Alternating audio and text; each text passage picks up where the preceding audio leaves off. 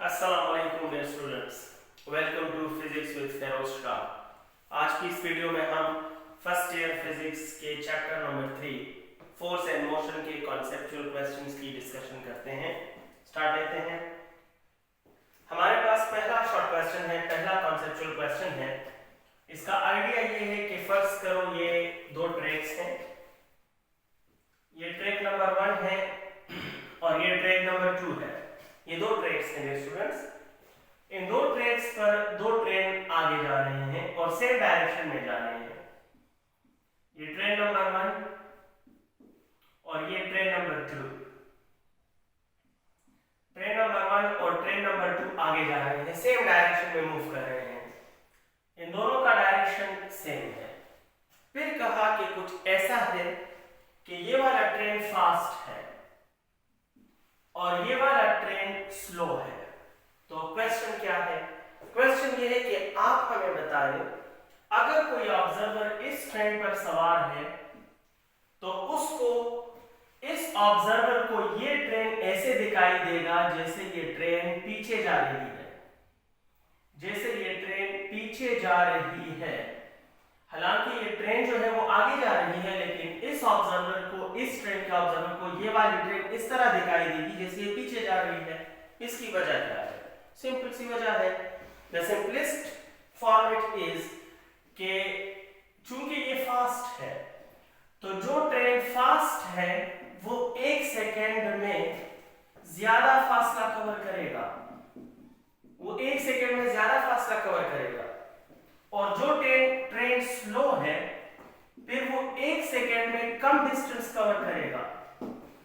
तो जब एक ज्यादा फासला कवर कर रहा है, एक कम फासला कवर कर रहा है, तो एक ज्यादा और एक कम फासले की वजह से इसका रिजल्ट क्या आएगा? इसका रिजल्ट ये होगा कि इनके दरमियान गैप इंक्रीज होगा, वक्त के साथ साथ इनके दरमियान गैप इंक्रीज होगा। और अगर इनके दरमियान गैप इंक्रीज होगा तो डेफिनेटली इसको ऐसे लगेगा जैसे ये मुझसे दूर जा रहा है। तो खुद तो ये आगे जा रहा है, but because of increasing gap with the passage of time, इस ऑब्जर्वर को ऐसे लगेगा जैसे ये ऐसा नहीं कहेगा कि मैं दूर जा रहा हूं, बल्कि इसे ऐसे लगेगा जैसे ये मुझसे पीछे जा रहा है।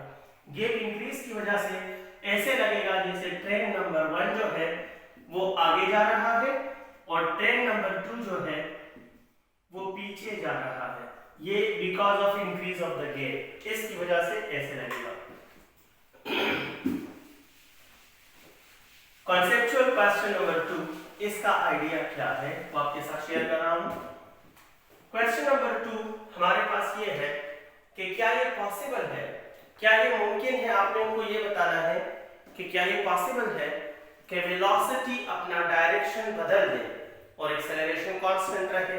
तो क्वेश्चन ये है कि हमने ये बताना है कि वेलोसिटी रिवर्स डायरेक्शंस, वेलोसिटी अपना डायरेक्शन रिवर्स कर रहा है व्हाइल एक्सेलरेशन रिमेन्स कांस्टेंट। हमें बताना है कैसे। क्या ये मुमकिन है कि हम कहें कि वेलोसिटी डायरेक्शन रिवर्स कर गया है और एक्सेलरेशन कांस्टेंट है? तो जनाब आपका आंसर होना चाहिए यस, इट इज पॉसिबल। अगर आप यस कहोगे तो एग्जांपल तो दोगे। मैं आपको दो एग्जांपल्स प्रोवाइड करता हूं। The first example is uniform circular motion. Uniform circular motion में ऐसा होता है, अभी ड्रॉ करूंगा आपको समझा दूंगा। और दूसरा upward, up and down motion of a body. एक बॉडी अपवर्ड फेंका और फिर नीचे आया, इस दौरान भी पॉसिबल है। कैसे? दोनों समझाता हूं आपको। अगर ये एक सर्कल है, इस सर्कल में एक बॉडी है और ये बॉडी इस सर्कल में इस डायरेक्शन में घूम रही है, यूनिफॉर्म सर्कुलर मोशन है। अब इस पॉइंट पर मुझे जरा वेलोसिटी का डायरेक्शन बताएं। तो आप सब जानते हैं कि सर वेलोसिटी का डायरेक्शन होगा अपवर्ड। सही है। इस पॉइंट पर एक्सेलरेशन का डायरेक्शन किस तरफ होगा? तो आप सब कहेंगे सर इस पॉइंट पर एक्सेलरेशन होगा v² over r, centripetal acceleration का फार्मूला है, और इसका डायरेक्शन होगा टुवर्ड सेंटर। बिल्कुल। जब बॉडी घूमते हुए यहां आ जाएगी, इस पॉइंट पर मुझे वेलोसिटी का डायरेक्शन बताओ, तो आप सब कहेंगे कि सर यहां वेलोसिटी का डायरेक्शन क्या हो गया, डाउनवर्ड। तो वेलोसिटी अपवर्ड, वेलोसिटी डाउनवर्ड, यानी वेलोसिटी का डायरेक्शन रिवर्स हो चुका है। लेकिन इस पॉइंट पर जो एक्सेलरेशन होगा वो अब भी टुवर्ड्स सेंटर होगा, और अब भी एक्सेलरेशन होगा v²/r और डायरेक्शन होगा टुवर्ड्स सेंटर। अगर हम लोग इस यूनिफॉर्म सर्कुलर मोशन के एग्जांपल को देखें तो इसमें हमें ये क्लियर मिलता है बात कि वेलोसिटी ने अपना डायरेक्शन रिवर्स कर लिया है, हालांकि एक्सेलरेशन का वैल्यू और उसके डायरेक्शन कांस्टेंट है। तो ये केस नंबर 1। केस नंबर 2 में अगर मैं आपसे कहूं कि ये जमीन का सरफेस है, let us consider it is the surface of earth. अगर हम कोई बॉडी ऊपर की तरफ फेंकें तो ड्यूरिंग अपवर्ड मोशन, यानी वहां से यहां तक आने में, अपवर्ड मोशन में वेलोसिटी का डायरेक्शन अपवर्ड है, वेलोसिटी का डायरेक्शन अपवर्ड, लेकिन एक्सेलरेशन g के बराबर है, ये g होगा।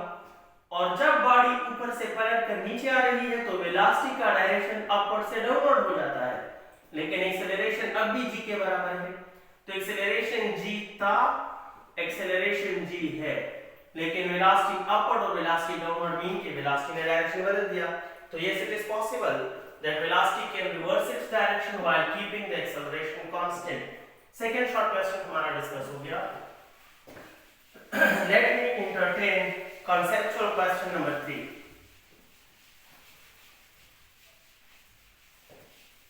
Conceptual question number 3 क्या कह रहा है कि question number 3 ये कह रहा है कि फर्ज करो ये जमीन का सरफेस है। आइडिया बताता हूं आपको। इट इज अर्थ और यहां पर आप खड़े हैं, जमीन पर आप खड़े हैं, तो दो बातें आपने बतानी है। आप जमीन के सरफेस पर खड़े हैं तो पहली बात ये बताइए कि जो नेट फोर्स है उसकी वैल्यू क्या है आप पर, उसकी वैल्यू क्या है आप पर, नेट फोर्स की नहीं, सॉरी, इन्होंने पूछा है कि force of earth, force of अर्थ की वैल्यू बता दें, और आप इस फोर्स ऑफ अर्थ की वजह से अपवर्ड मोशन क्यों नहीं करते, अपवर्ड मोशन आप क्यों नहीं करते। ये जमीन आप पर फोर्स लगा रही है, इसकी वैल्यू क्या है, और आप इस दौरान अपवर्ड मूव क्यों नहीं करते, सरफेस पर टकरे हुए क्यों हो। दो आंसर देने हैं, बहुत आसान है। फर्स्ट आंसर कि फोर्स ऑफ अर्थ क्या है, तो भाई इसका तो सीधा साधा आंसर है कि फोर्स ऑफ अर्थ को हम वेट कहते हैं, यानी जो हमारा वेट है वही फोर्स ऑफ अर्थ है। The force of earth on us is weight, good. और फोर्स ऑफ अर्थ आप पूछ रहे हो वैल्यू बता दें, तो भाई अर्थ के फोर्स की वैल्यू वेट है और weight is equal to mg, तो ये तो फोर्स ऑफ अर्थ की वैल्यू है, यानी ये हम पर लग रही है, जमीन के सेंटर की तरफ हम पर w is equal to mg लग रहा है और ये अर्थ लगा रहा है हम पर। अब आता है सवाल इस पर कि इस फोर्स की वजह से हम ऊपर क्यों नहीं जाते, तो इसके दो जवाब हैं, दो जवाब हैं और सुने। पहली बात यह है कि हम अपवर्ड नहीं जा सकते because this force is directed down, ये फोर्स तो नीचे की तरफ है, और जो फोर्स नीचे की तरफ लग रहा है वो हमें ऊपर कैसे लेके जा सकता है, तो अपवर्ड क्यों नहीं जा सकते, because this force is directed down, एक आंसर। दूसरा अच्छा आंसर है इससे, वो क्या है, जब हम जमीन पर खड़े हैं तो जमीन हमें अपनी तरफ खींच रही है, लेकिन जमीन के इस सरफेस पर हमारा ये वजन क्या कर रहा है, एक्शन कर रहा है, और इसी एक्शन के जवाब में जमीन का सरफेस हम पर भी ऊपर की तरफ उतना ही रिएक्शन भी कर रहा है। अब अगर आप गौर से देखें तो वेट भी हम पर लग रहा है और जमीन का जवाबी फोर्स भी हम पर लग रहा है, और ये दोनों फोर्सेस आपस में इक्वल है और अपोजिट है। लिहाजा हमारे लिए, फॉर अस, हमारे लिए जनाब क्या है, net force is equal to 0, क्योंकि ये जो रिएक्शन फोर्स है जो हमारी बॉडी पर ही लग रहा है और ये जो वेट है जो हमारी बॉडी पर ही लग रहा है, ये दोनों एक दूसरे को बैलेंस करते हैं और एक दूसरे को क्या करते हैं, कैंसिल करते हैं। यह बात जरूरी समझता हूं। मुझे डेफिनेटली कुछ ना कुछ कमेंट्स आएंगे, मैसेज आएंगे कि सर एक्सेलरेशन तो कैंसिल नहीं करते, तो यहाँ आप कैसे कैंसिल कर सकते हो? तो keep it in your mind, action और रिएक्शन तब कैंसिल नहीं करते जब एक बॉडी पर एक्शन दूसरे पर रिएक्शन लग रहा हो।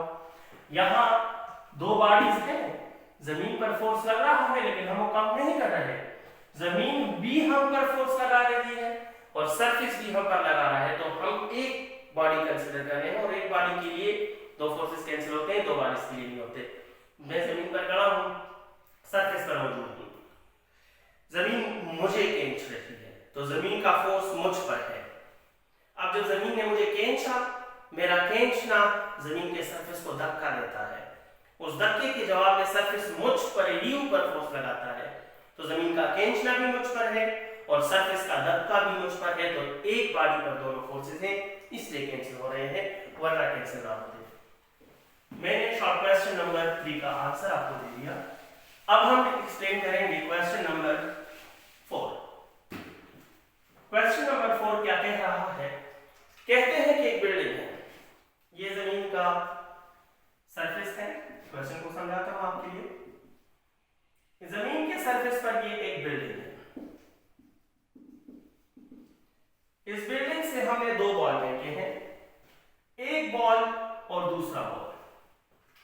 एक बॉल जो फेंका है ऊपर विद वेलोसिटी v और दूसरा बॉल नीचे फेंका है with velocity v।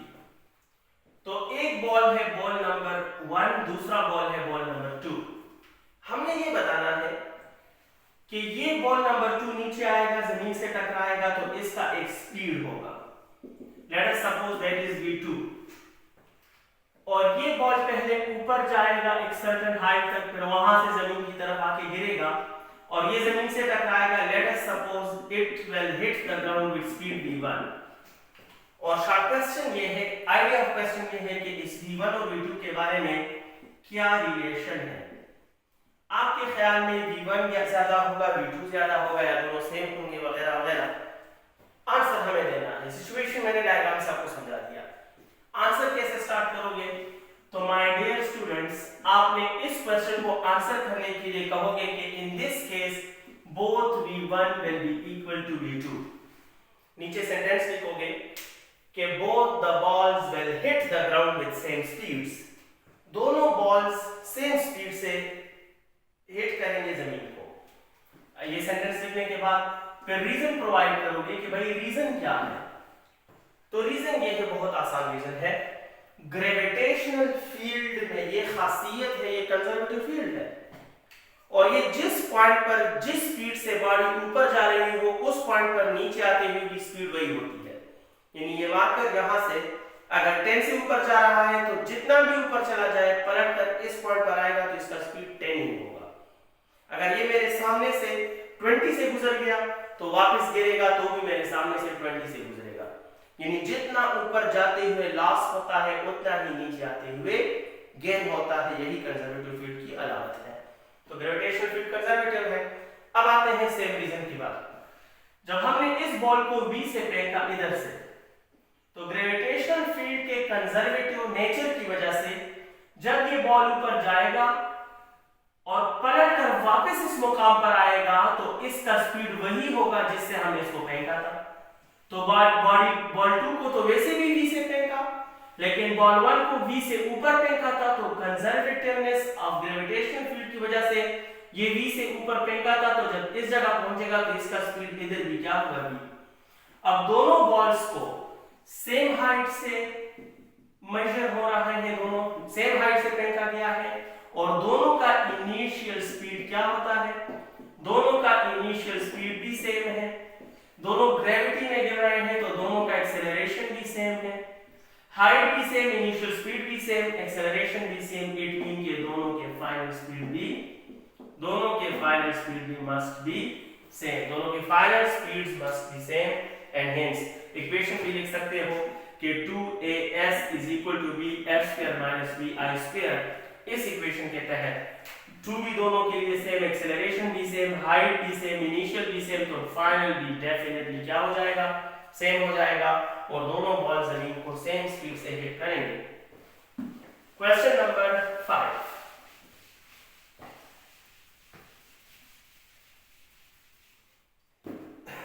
Question number 5 says इसमें हमारे पास है कि फॉलो थ्रू ग्रेटर डिस्टेंस का क्वेश्चन है।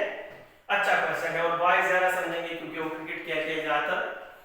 इस क्वेश्चन का मतलब ये है कि फर्ज करो ये पिच है,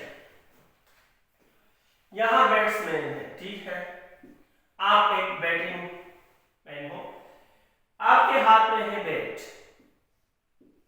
गुजारा कर ले भाई के साथ तो हंसते हुए सीख ले तो क्या हुआ। ये हमारे पास बॉलर है, बॉलर ने बॉल फेंकी, चलो जनाब बॉल आई और बॉल बैट तक पहुंची है। तो अगर आप चाहते हो कि ये बॉल दूर गिर जाए, दूर गिरने का मतलब है कि ये ज्यादा डिस्टेंस कवर करे, तो इंपल्स के थ्रू हमें बताओ ये कैसे हो सकता है। बॉलर ने बॉल किया, बैट्समैन इसको हिट करना चाहता है और ये चाहता है कि ये बॉल दूर जाकर गिरे। तो क्वेश्चन ये है कि by using the law of impulse, impulse theorem से हमें समझाएं कि ये कैसे हो सकता है, ये कैसे कितने केसेस में ये मुमकिन है। On the basis of impulse provide the reason for greater distance to be covered by the ball hit by the bat या by the batsman, follow through इसमें छुपा हुआ है, इन्हें इशारा जरूर दिया है, वही इसका आंसर है। इंपल्स से समझाते हैं जनाब। माय डियर स्टूडेंट, इंपल्स का मतलब है कि जो चेंज इन मोमेंटम होता है वो होता है product of force and time के।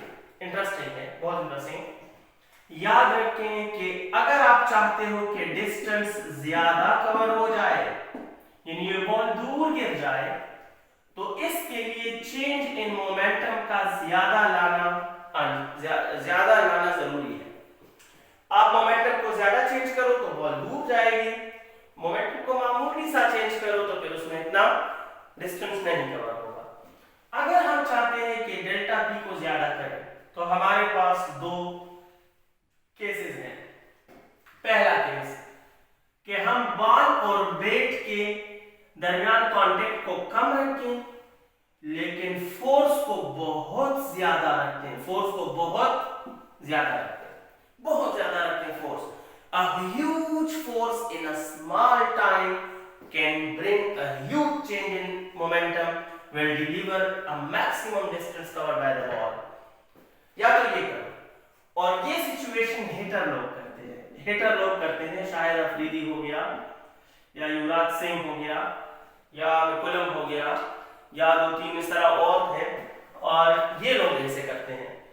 वो चाहते हैं कि बॉल और बैट के दरमियान राबिता बहुत मिनिमम टाइम के लिए लेकिन बहुत जोर से हिट लगाते हैं, फोर्स यूज होता है। यानी मोमेंटम को ज्यादा चेंज करने के आपके पास दो रास्ते हैं। कम टाइम में बहुत बड़ा फोर्स लगा दो तो भी आपका काम हो जाएगा। अगर ऐसा नहीं कर सकते, वो टाइमिंग बैट्समैन हो, हिटर ना हो, वो दूसरा केस ये है कि जो बैट्समैन चाहता है कि मैं फोर्स कम लगा दूं तो उसके पास फिर एक रास्ता रहेगा कि वो बॉल और बैट का कांटेक्ट ज्यादा करेगा।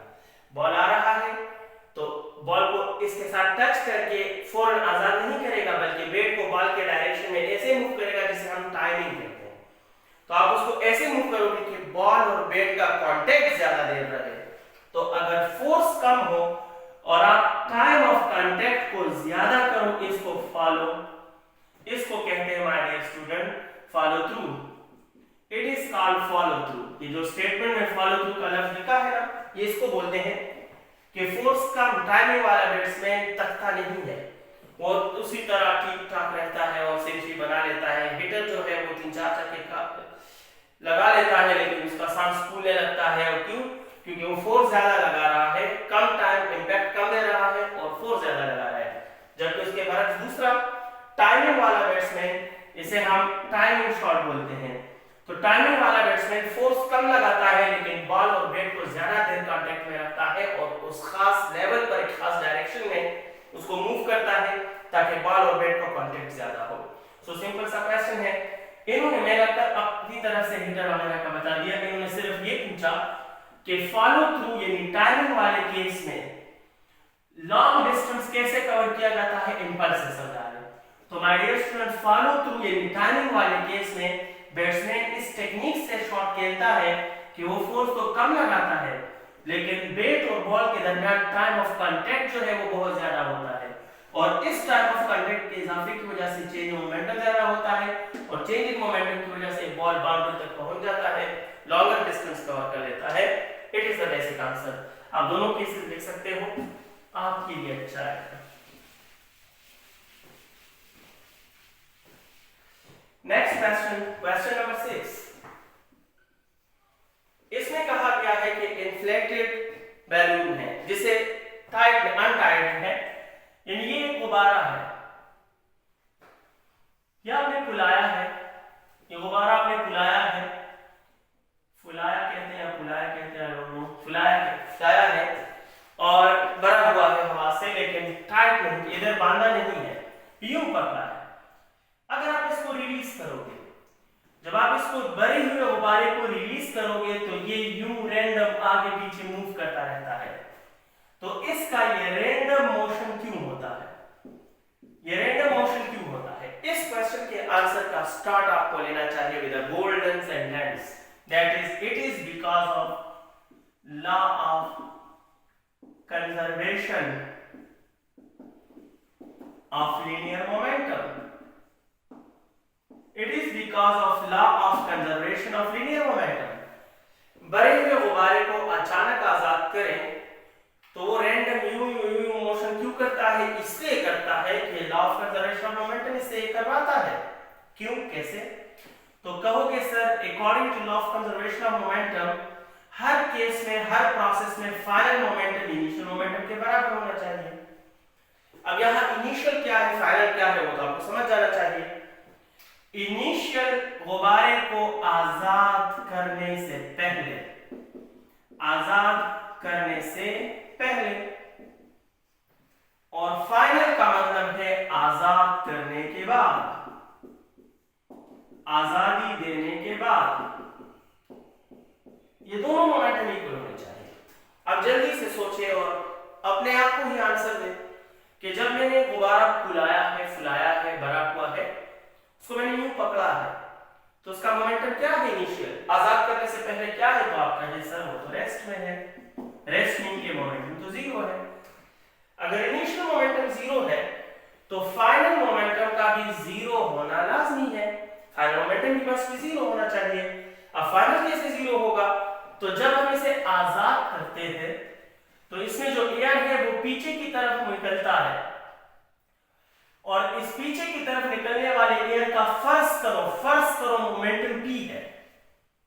अगर ये बैलून आगे नहीं जाएगा तो फाइनल मोमेंटम p होगा, फिर तो जीरो नहीं होगा। तो फाइनल मोमेंटम p और इनिशियल जीरो, तो ये तो law of conservation of momentum के खिलाफ है। हर हाल में इस p को कैंसिल करना है, और यही वजह है कि इस एयर के बैकवर्ड मोमेंटम को बैलेंस करने के लिए यह गुब्बारा आगे की तरफ p मोमेंटम के साथ जाता है। तो एयर का बैकवर्ड p मोमेंटम, गुब्बारे का आगे p मोमेंटम एक दूसरे को कैंसिल कर लेते हैं, और आजादी मिलने के बाद भी फाइनल मोमेंटम क्या हो जाता है? जीरो हो जाता है। यही वजह है कि जब हम गुब्बारा फुलाएं, उसको आजाद करें तो वो रैंडम मोशन या लीनियर मोशन इख्तियार करता है because of law of conservation of linear momentum. Question number 7।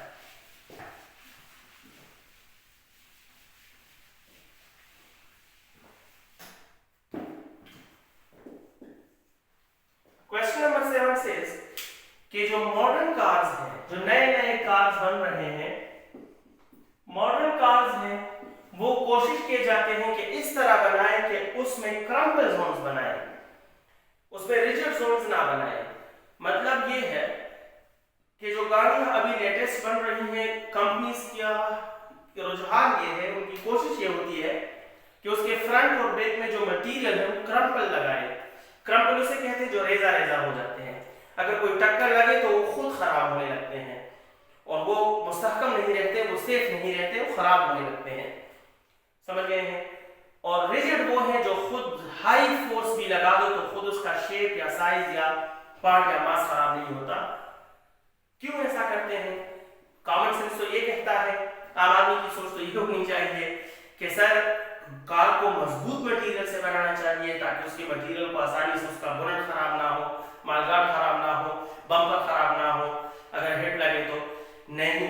अगर गाड़ी खराब नहीं होगी तो नुकसान ड्राइवर को होगा, सवारियों को क्योंकि हिट लगने से एनर्जी और फोर्स तो होंगे, वो एनर्जी और फोर्स अगर गाड़ी पर वर्क नहीं करेंगे तो सवारियों पर कर लेंगे। लिहाजा हम गाड़ी का मॉडर्न शेप ऐसे बनाते हैं कि फर्ज करो ये है जनाब गाड़ी, गुजारा आप लोग करेंगे, ये गाड़ी है, फर्ज करो ये ओल्ड है, ओल्ड टर्मिनोलॉजी में थी, और ये है जनाब लेटेस्ट गाड़ी, ये लेटेस्ट वर्जन ऑफ कार है। दोनों में फर्क ये होता है कि ये रिजिड सख्त मटेरियल से बनता है और ये क्रम्पल जोन से बनता है। रिजिड वो होता है जिस पर जितना फोर्स भी लगे तो इसमें ज्यादा खराबी नहीं आती बॉडी में, सॉलिड होता है, रिजिड हार्ड सॉलिड। और क्रम्पल वो होता है जो रेजा रेजा होता है, खुद खराब होता है, बर्बाद होता है, इस पर जहां फोर्स लगता है वो जगह खुद खराब हो जाती है। अब इसका फायदा क्या है? तो जनाब अगर सामने से कोई भी पत्थर या दूसरी बॉडी आएगी तो जब ये आएगी तो यहाँ एनर्जी और फोर्स का शेयरिंग होगा, वो तो डेफिनेटली होगा। अगर ये बॉडी सख्त है तो एनर्जी और फोर्स इससे ट्रांसफर होकर सवारियों तक पहुंचेगा और इस फोर्स और एनर्जी का ज्यादा इफेक्ट या सारा इफेक्ट सवारियों पर होगा। लिहाजा ये नहीं लगेगा तो इनको झटका लगेगा, सख्त झटका लगेगा, एनर्जी और फोर्स के कॉम्बिनेशन से इस पर असर इतना ज्यादा होगा, किसी की हड्डियां टूटी होंगी और किसी के सर टूटे होंगे। लेकिन अगर इसके बरक्स इससे उसी स्पीड से कोई ऑब्जेक्ट टकराएगा तो जितनी भी एनर्जी और जितना भी फोर्स साथ लेके आएगा वो इसको ही खराब करेगा। तो ये जगह खराब होगी तो ज्यादा फोर्स ज्यादा एनर्जी इसमें लग जाएगी और इनका दूसरी बात की ये टाइम ऑफ इंटरेक्शन भी बढ़ाता है और टाइम ऑफ इंटरेक्शन बढ़ाता है तो इनर्शिया एकदम इनको आगे नहीं फेंकता, धीरे धीरे ये खराब होता है तो धीरे धीरे स्लो होता है। रिजिड नहीं कि एकदम स्लो होगा तो फास्ट गाड़ी एकदम रुकेगी तो ये सारे बाहर की तरफ गिरेंगे और ये भी ऑब्स्टिकल से टकराएंगे और सारी एनर्जी का शिकार खुद होंगे। लेकिन अगर ये क्रम्बल जोन है तो जब बॉडी टकराएगी तो इस बॉडी के इस कार के बॉडी पर असर होगा, ये खराब होगी। तो एक तो गाड़ी एकदम रुकेगी नहीं, इसके खराब होने से अभी थोड़ी देर आगे बढ़ेगी चलने पे, इस वजह से इनका इनर्शिया इनको फौरन आगे नहीं झटका देगा, सेफ रहेंगे और ज्यादा एनर्जी ज्यादा फोर्स इसी में एब्जॉर्ब और यूज हो जाएगी तो इन पर इफेक्ट जो है वो कम होगा। सो आसान लफ्ज करें, ये एक्सप्लेनेशन वर्डिंग में चेंज करें बट स्टार्ट इस तरह लें that crumble zones of modern cars provide a biggest factor, a largest factor of safety for the passengers and driver। फिर उसको नीचे डायग्राम ड्रा करें, एक्सप्लेन करें, that will be better। Question number 8।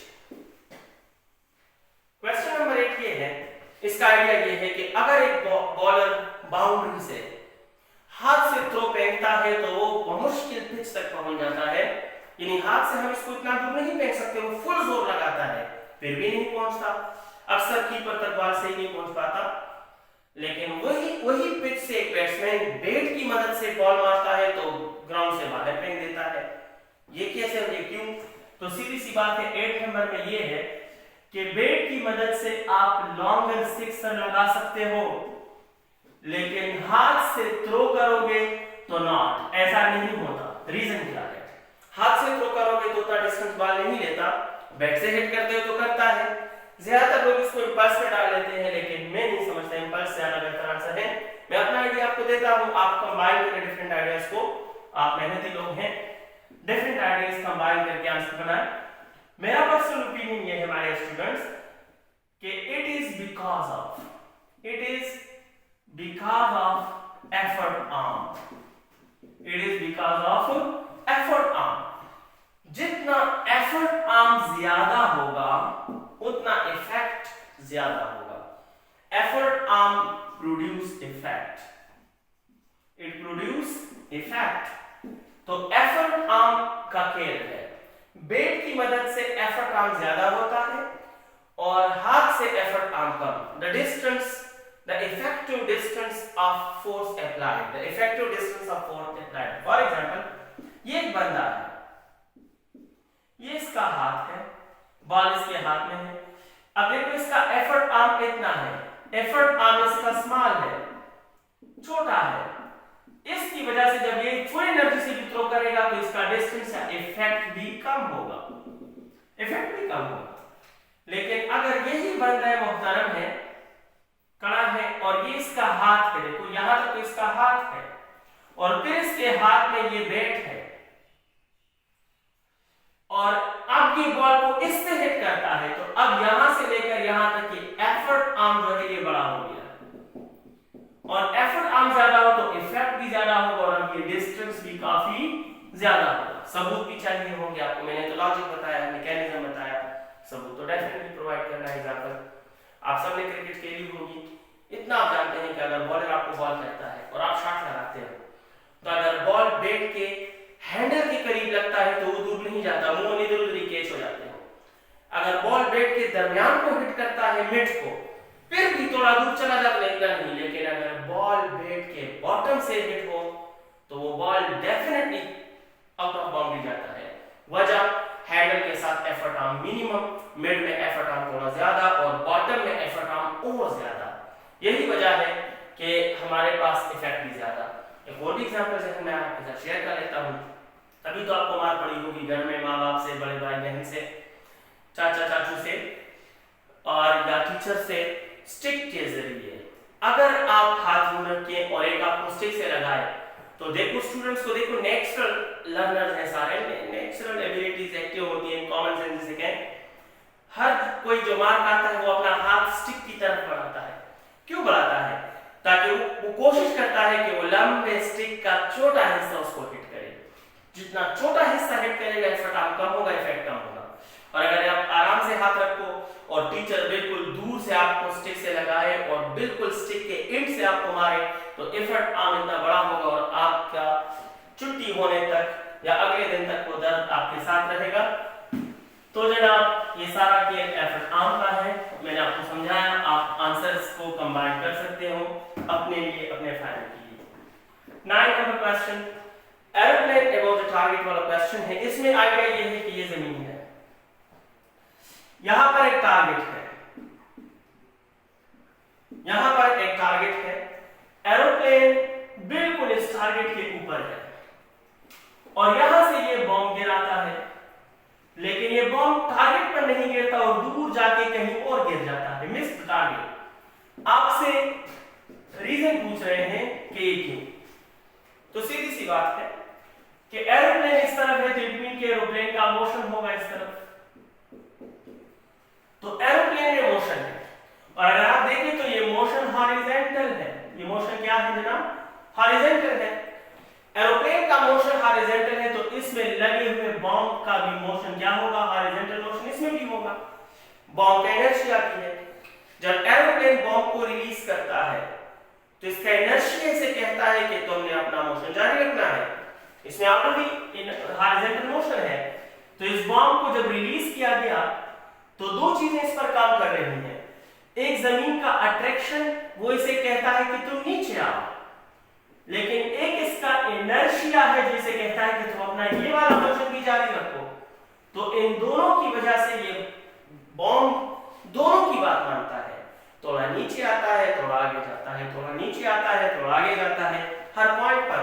और इसी वजह से उसका सिर्फ डाउनवर्ड मोशन नहीं होता कि टारगेट को हिट करे, वो थोड़ा इधर थोड़ा इधर तो इधर आ जाता है, फिर थोड़ा इधर तो इधर आ जाता है, फिर थोड़ा इधर इधर आ जाता है, फिर थोड़ा इधर तो इधर आ जाता है। और इस तरह ये टारगेट से आगे गिर जाता है, लेकिन टारगेट पर नहीं गिरता because of its initial horizontal motion and effect of inertia. It will miss the target जब ये टारगेट के ऊपर से रिलीज होगा। तो शॉर्ट क्वेश्चन नंबर 9 एक्सप्लेन हो चुका है और शॉर्ट क्वेश्चन नंबर 10 हमारे साथ है। ये तीनों शॉर्ट क्वेश्चन जो अभी डिस्कस कर रहा हूं ये भी बहुत इंपॉर्टेंट है, अक्सर रिपीट होते हैं पेपर में क्योंकि मैथमेटिकल है, अच्छे हैं और एडवांस है। पहला है इसमें कि फर्स्ट करो एक प्रोजेक्टाइल है, फिगर से समझाता हूं आपको। ये प्रोजेक्टाइल के लिए मैं डायग्राम बना रहा हूं। It is a projectile. आपने इसको इधर से फेंका with certain kinetic energy, with certain kinetic energy at the bottom, kinetic energy at bottom, ये ऊपर गया और समिट पर इसकी kinetic energy at the top है। कहते हैं कि आप वो एंगल हमें बता दें, वो एंगल आपने बताना है जिस एंगल पर टॉप की जो काइनेटिक एनर्जी है वो बॉटम की काइनेटिक एनर्जी के 1/4 हो। When या if the kinetic energy at the top is 1/4 of kinetic energy at the bottom, what will be the angle of projection? वो एंगल बताओ कि यहाँ की काइनेटिक एनर्जी यहाँ की काइनेटिक एनर्जी के 1/4 हो, यानी अगर इधर 100 हो तो यहाँ 25 हो, अगर इधर 400 हो तो यहाँ 100 हो। एंगल बताना है, कंडीशन है, हम कहेंगे as we know that kinetic energy at the top is equal to 1/4 of kinetic energy at the bottom। ये रिलेशन तो गिवन है, इसे सॉल्व करें। Kinetic energy at the top का फार्मूला उम्मीद है आपको पता होगा, that is 1/2 mv² cos² theta. ये फार्मूला आपको याद होगा, टॉपिक में पढ़ा होगा डेफिनेटली। 1/4 कंडीशन है और kinetic energy at the bottom is 1/2 mv²। तो 1/2 mv² and 1/2 mv² is cancelled। My dear students, cos² theta will become 1/4, taking root on both hand sides, so you will get that cos of theta is equal to 1/2। Theta is equal to cos inverse of 1/2 and it is equal to 60 degree। Hence अगर angle of projection को 60 degree रखें तो जितनी kinetic energy हमने bottom में दी हो, top पर उस काइनेटिक एनर्जी का 1/4 हिस्सा बाकी होगा, बाकी सब ग्रेविटी के खिलाफ जाया हो चुका होगा। ये क्वेश्चन सॉल्व हो गया, answer is 60 degree. Next question है हमारे स्टूडेंट्स,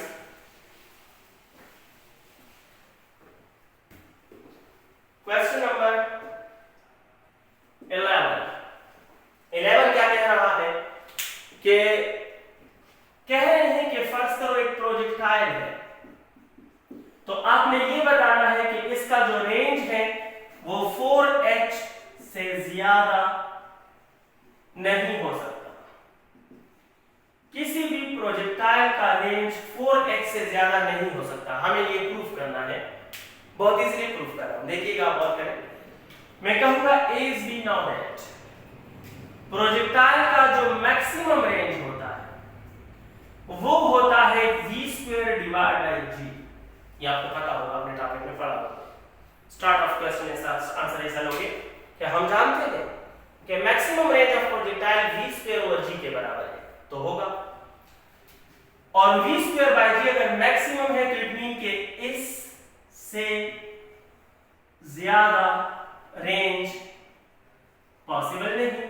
ये आपके जहन में होना चाहिए। आपने उधर इंग्लिश में सही सही स्टेटमेंट में लिखा है, तो आइडिया दे रहा हूं, पॉइंट दे रहा हूं। मैंने कहा कि मैक्सिमम रेंज का फार्मूला है, अगर ये मैक्सिमम रेंज है तो मैक्सिमम से ज्यादा पॉसिबल नहीं, किससे ज्यादा पॉसिबल नहीं। अब आते हैं, मैं कहूंगा as we know that 4h is equal to 4 की जगह 4, h की जगह आप जानते हैं कि it is v² sin² theta divide by g। v² sin² theta divide by g ये हो जाएगा। It is equal to 4h left side पे आएगा, 4 अपनी जगह पे आएगा और v² अपनी जगह पे आएगा, g अपनी जगह पे आएगा और sin अपनी जगह पे आएगा, स्क्वायर अपनी जगह पे 45 पुट कर लूंगा। Why I am putting 45? Because मैं इसलिए 45 पुट कर रहा हूं क्योंकि मुझे पता है कि मैक्सिमम रेंज किस एंगल पर होता है, तो आपको सर 45 पर। मैं 45 का एंगल पुट कर लूंगा। अब मैंने 45 का एंगल पुट कर लिया। अगर 4h v² बाय g बन गया तो इसका मतलब है कि 4h ही मैक्सिमम रेंज के बराबर है। और से देखें तो मैं कहूंगा जनाब 4h इज इक्वल टू 4 अपनी जगह पर और v² अपनी जगह पर, g अपनी जगह पर, sin² ऑफ 45 इज 1/2। कैलकुलेटर से सॉल्व कीजिएगा एक बार। sin 45 0.707, इसका स्क्वायर लेने you will get 0.5 which is 1/2। अगर ये 1/2 है, सॉरी sin 45 इज 0.707, अगर ये 0.707 है और फिर इसका स्क्वायर लेने तो 0.707, हमारे पास बचेगा ये 2g है डियर स्टूडेंट, इसको 2g कर दे। मैं भी सोच रहा हूं कि क्यों ऐसा आ रहा है, फार्मूले में 2g है, प्लीज इसको 2g कर दे। बाकी sin² थीटा की जगह sin² 45 1/2 बन जाएगा और ये 2g है तो 2 2 क्या होगा 4, तो ये 2 4 बनकर इस 4 को कैंसिल कर देगा और you will get the 4h. 4h is equal to v square by g. लेकिन v square by g r maximum के बराबर है और r it is equal to r maximum. 4h v square by g और v square by g r maximum और r maximum mean के इससे ज्यादा नहीं पॉसिबल, इससे ज्यादा पॉसिबल ही नहीं है. तो बातों बातों से आपने प्रूफ किया कि 4h दरअसल मैक्सिमम रेंज ऑफ प्रोजेक्टाइल है. लिहाजा हम ये कह सकते हैं कि किसी भी प्रोजेक्टाइल का जो रेंज है वो 4h से ज्यादा हो ही नहीं सकता, क्योंकि ये 4h मैक्सिमम रेंज के बराबर आता है, उस रेंज के बराबर आता है जो 45 डिग्री पर होगा. नेक्स्ट हमारे पास है question, last question of the chapter, that is question number 11. ये कहता है कि वो एंगल ऑफ प्रोजेक्शन हमें बताना है जिस पर रेंज और हाइट बराबर हो. हमें एंगल ऑफ प्रोजेक्शन बताना है जिस पर रेंज और हाइट आपस में इक्वल हो. तो वैल्यूज पुट करें. रेंज का फार्मूला है v square sin of 2 theta divide by g और हाइट का फार्मूला है v square sin square theta divide bye 2g. पहली ही फुर्सत में g और v स्क्वायर और v स्क्वायर को ठिकाने लगा दें. sin of 2 theta my dear student is equal to 2 cos of theta and sin of theta, double angle identity. sin square theta को लिख सकते हो sin theta multiply by sin theta और डिवाइड बाय 2. ये एक साइड थीटा को ठिकाने लगाएगा. 2 के पास आकर 4 बन जाएगा. 4 cos of theta is equal to sin of theta. cos of theta उधर जाएगा तो 4 is equal to sin theta divide by cos of theta, या 4 is equal to tangent theta. ये इसके बराबर है, इसके बराबर है, एक ही तो बात है. तो tangent theta is equal to 4. लिहाजा theta is equal to tangent inverse 4 and theta is equal to 76 degree. इसका मतलब है कि 76 डिग्री वो एंगल है जिस पर range and height of projectile बराबर होते हैं.